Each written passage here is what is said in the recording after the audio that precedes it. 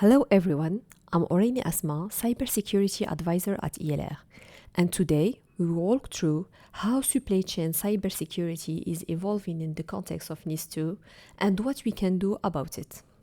Today's agenda is the following. We will first remind the definition of the supply chain, just to be aligned. Then we will go through the regulatory requirements in NIS2 regulation, a series of real cyber attacks that impacts global supply chain, and the lesson that we can learn. And finally, a summary of best practice and next step you can take. So first, what is the supply chain in the context of cybersecurity? So the supply chain connects companies with the products and service and technology they use. Based on ENISA definition, supply chain refers to the ecosystem of process, people, organization, and distributor involved in the creation and delivery of final solution or product.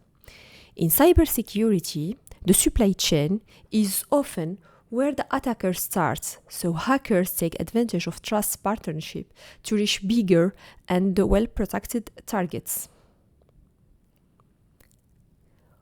What is new in NIS2? So from optional to essential, supply chain security become legal requirements and necessity under NIS2. The NIS2 directive is a major regulatory step forward. It no longer focuses on internal risks. So the Article 21.2 requires entity to assess and manage risks related to suppliers and service providers. So risk assessments are no longer optional. You need to map your dependencies and consider supplier controls. These include performing risk assessment, verifying security practice of your provider, and being ready to react in case of the supplier is compromised. So, Article 21 of NIS2 make this part of your responsibility, not just IT, but legal and operational as well. The third party can introduce serious vulnerabilities, such as in patches system, insecure practice, or even insider threat. And this is what we will see concretely in the next slide with some examples. So the first example is one of the famous known one, WannaCry. You probably heard about it. So in 2017, hackers launched a ransom that spread automatically across network by exploiting known vulnerability in Windows. So once inside, the malware locked all the files on the system and requested ransom in Bitcoin. Many affected organizations hadn't installed the security patch released 2 months earlier by Windows. So the impact here is more than 200,000 systems in over 150 countries were impacted in different domains such as healthcare, manufacturing, logistics, and telecommunication. And the estimated financial losses exceed 4 billion globally. What we can learn from this case? So Microsoft released the patch 2 months ago.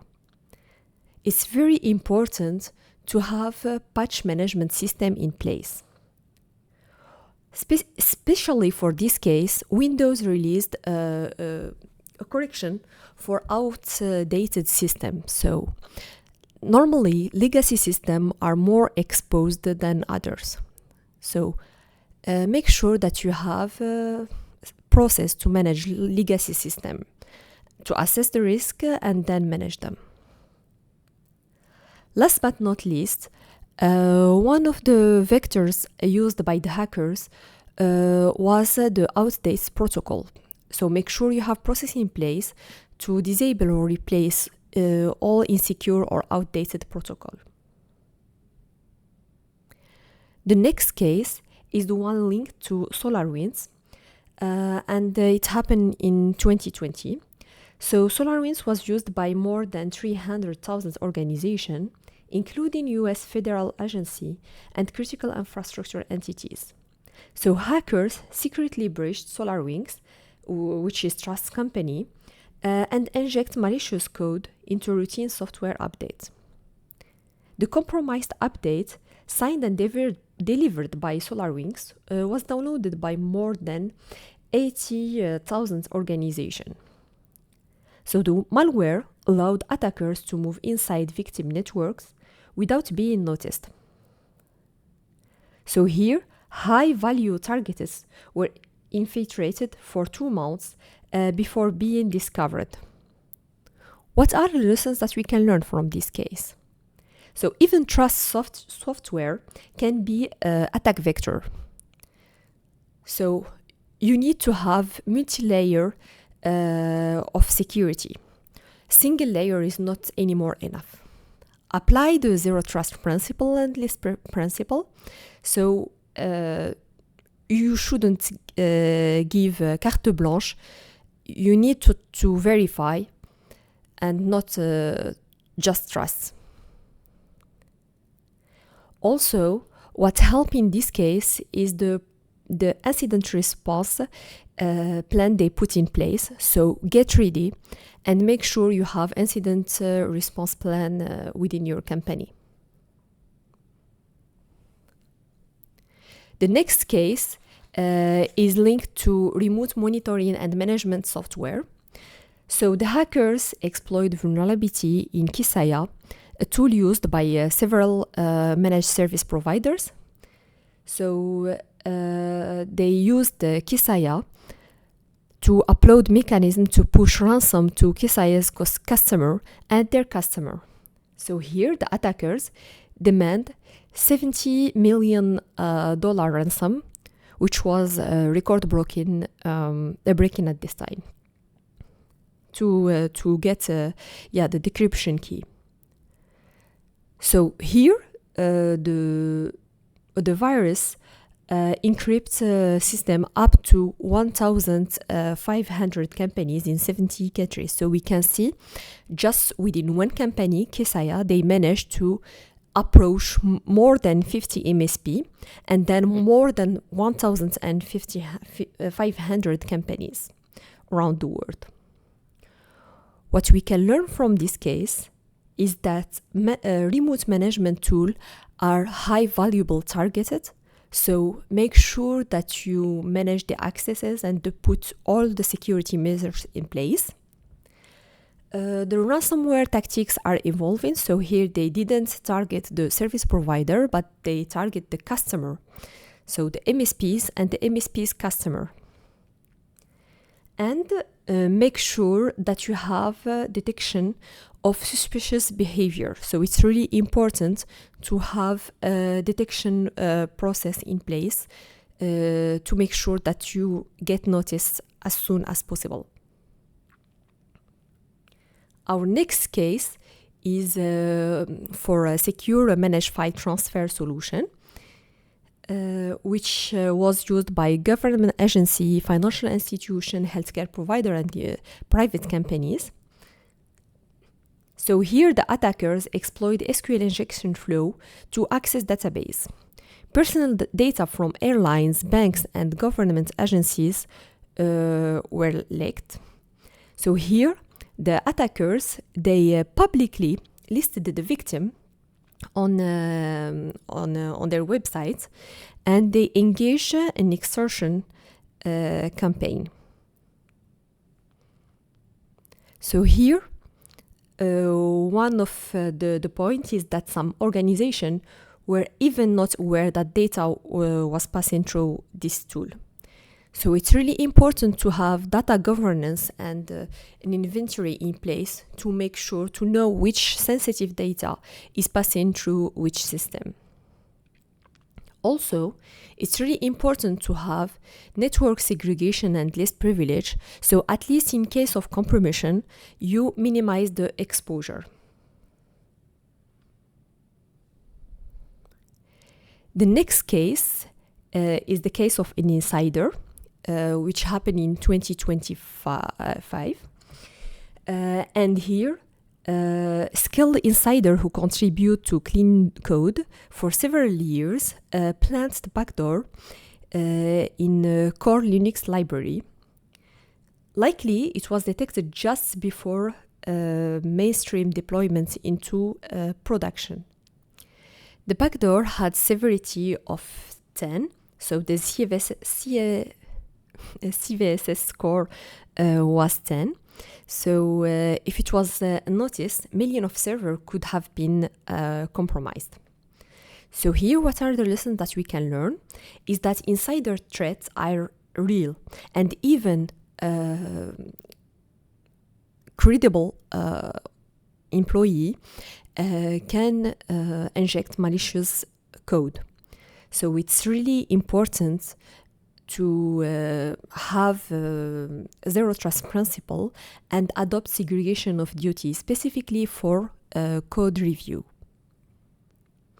And also to have monitoring in place behavior, because in this case, they notice this incident by monitoring the traffic.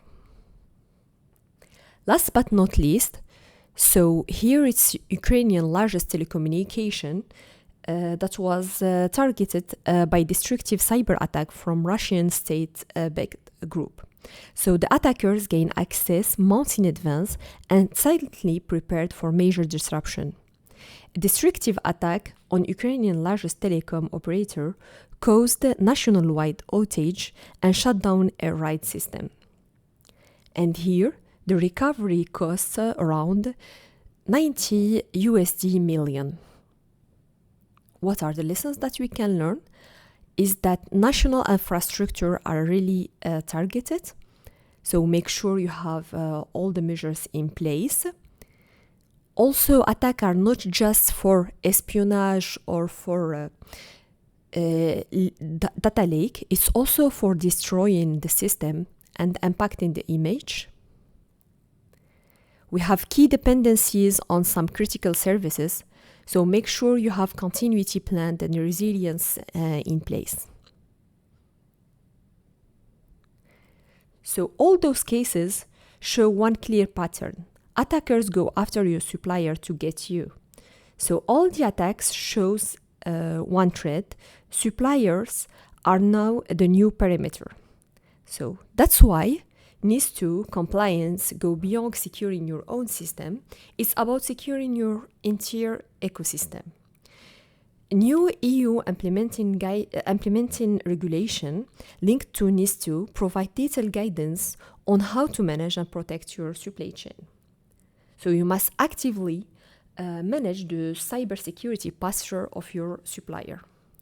Here are some key principles. So list all your supplier and service provider, and also identify the system and process and service that depend on them. Highlight which are the critical dependencies and single point of failure. Also have governance in place by defining the role and responsibilities and criteria for selecting your supply chain, notably to avoid vendor lock-in. Also, integrate the supply chain in your risk assessment framework. So ensure you evaluate the impact, the likelihood, and the effectiveness of the controls in place by your supplier. Contractual obligations are also key. You can adapt them depending on the criticality of your supplier. Involve your legal team for having standards templates, and ensure that mandatory clauses are included, such as security controls, audits, and reporting timeliness. Perform ongoing monitoring and review of your provider. Define KPI, and also have escalation process in place. Ensure that your supplier is following recognized standards, and also have compliance check regularly. We saw it, incident happened, so get ready. Have defined clear escalation and communication pattern. Perform tabletop exercise to test the readiness. Also, include your providers in your business continuity and crisis management plan, and ensure that you have incident notification obligation within your contract. Finally, document everything and centralize it, and get ready for NIS2 compliance. To conclude, the supply chain threats are real and growing. Practical actions today will reduce exposure tomorrow. So cybersecurity is not just an IT topic, it's a business and operational responsibility shared with every vendor. So next step, understand your dependencies, evaluate the risk, prepare playbook, and document everything. Start early with NIS2 compliance. Within ELR, we know that NIS2 compliance may be a little bit challenging, specifically for small entities. So we are here to provide concrete support when possible with the guidance document, templates and tools, specific sector guidance as well. So thank you for your attention and your time, and feel free to reach out for any question to nis2@elr.lu.